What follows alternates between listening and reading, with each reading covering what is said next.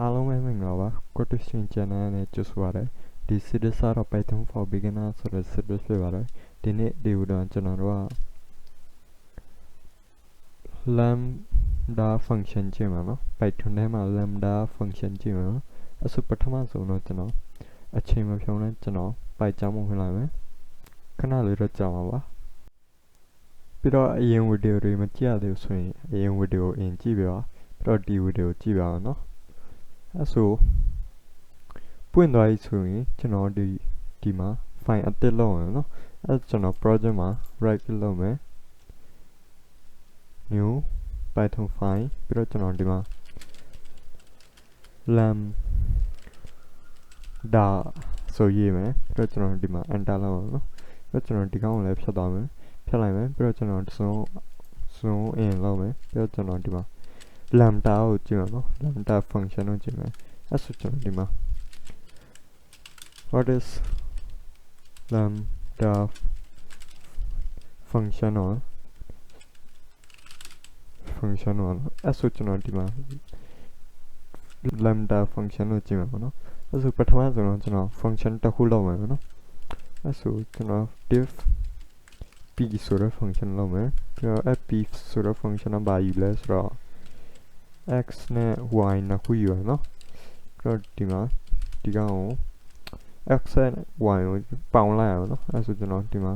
print လုပ်မယ်ပြီးတော့ x နဲ့ y ကိုပေါင်းလိုက်အောင်နော်ပြီးတော့ကျွန်တော်ဒီမှာစာပါထည့်လိုက်တန်တန်ရှင်းရှင်းဖြစ်အောင်နော်အဲ့ဆို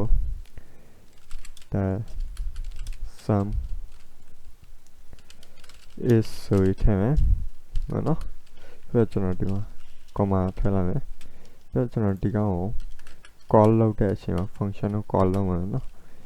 ပြီးတော့ကျွန်တော်နှစ်ခုထည့်လိုက်မယ်ငါဆိုထည့်မယ်ဒီ run တဲ့အချိန်မှာပေါင်းအောင်နော် the sum is 10ဆိုပြီးဒီ function ကပေါင်းသွားအောင်နော်ဒီ x နဲ့ y က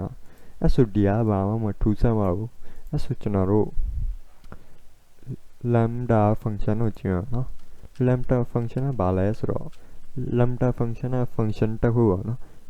function တစ်ခုအဲ့ function လောက်တဲ့ဥစ္စာနော်ဒီ def လို့ပဲ function တစ်ခုပေါ့နော် lambda နဲ့ totally function လို့ရအောင်နော်အဲ့ဆိုကျွန်တော် function တစ်ခုလုပ်မယ် p1 ဆိုပြီး lambda နဲ့အဲ့ဆို lambda ဆိုရေးမယ်ပြီးတော့ကျွန်တော်ဒီမှာ by ယူမလဲဆိုတော့ x1 ယူမယ်ပြီးတော့ကျွန်တော် x1 plus လုပ်မယ်နော်ဒီ lambda function ကဒီမှာကျွန်တော် lambda function လောက်လာနော်ဒီကတစ်ခုလုံး function ပေါ့နော်ဒီတစ်ခုလုံး function ဒီ lambda totally နဲ့တကြောင်ထက်နဲ့ဒီ lambda function နဲ့ function လောက်လာနော်ဒီ lambda function ထဲမှာဒီ x1 ကိုပေါင်းလိုက်အောင်နော်အဲ့ဆိုကျွန်တော်တို့က lambda function ကိုဘာလို့တုံးလဲဆိုတော့ lambda function က totally ရှိရအောင်နော်ပြီးတော့တစ်ခုခုတနေရာမှာကျွန်တော်တို့ function ခဏလေးလုပ်ရှင်းတယ်ဆိုအဲ့ဆိုကျွန်တော် lambda function ကိုတုံးနော်အဲ့ဆိုကျွန်တော်ဒီ lambda function ကို print လုပ်အောင်နော်အဲ့ဆိုကျွန်တော် p print လုပ်မယ် p ပြီးတော့ကျွန်တော်ဒီမှာ x y ထည့်မယ်နော်ကျွန်တော်ငါထည့်မယ်နော်အဲ့လိုပဲကျွန်တော်ဒီကောင်ကို copy လုပ်ပြီး lambda function နဲ့လည်း run မယ်နော်ပြီးတော့ကျွန်တော်ဒီတစ်ခါတန်းတဲ့အချိန်မှာဒီဥစ္စာဒီက function ရိုးပေါ့နော် p ပေါ့နော်ဒီကရိုးဆိုကျွန်တော်ဘာမှမလုပ်တော့ဘူးဆိုတော့ကျွန်တော်ဘာမှမရေးတော့ဘူး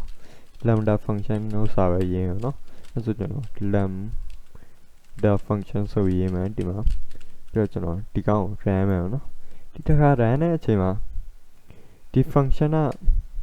ကတူပဲနော်ဒီ function lambda နဲ့လည်း10ပဲရတယ်ဒီရိုး function နဲ့လောက်တာလည်း10ပဲရအောင်နော်အဲ့ဆိုဘာကွာသွားလဲဆိုတော့ lambda function နဲ့ရိုး function နဲ့ तू က code ရအများကြီးဒါပေမဲ့ lambda function နဲ့ तू က totally လွယ်လဲလွယ်တယ်တိုလဲတိုရနော်အဲ့ဆိုကျွန်တော်တို့တစ်ခုခဏလေးနဲ့တစ်ခုခု function ပေါင်းရှင်းတယ်ဆိုကျွန်တော်တို့ဒီ lambda function နဲ့သုံး function လောက်အောင်နော်တစ်ခုကျွန်တော်တို့တော်တော်လေးပဲ function လောက်ရှင်းအောင်နော်အဲ့ဆိုကျွန်တော်တို့ lambda function ကိုသုံးမယ်အဲ့ဆို lambda function ကိုနားလည်လောက်ထင်တယ်အဲ့ဆိုဒီနေ့ဒီဗီဒီယိုဒီလောက်ပါပဲနောက်ဗီဒီယိုကျရင်ကျွန်တော်တို့ဖိတ်ထုံးကိုပို့လင်းလာအောင်နော်ကျေးဇူးတင်ပါတယ်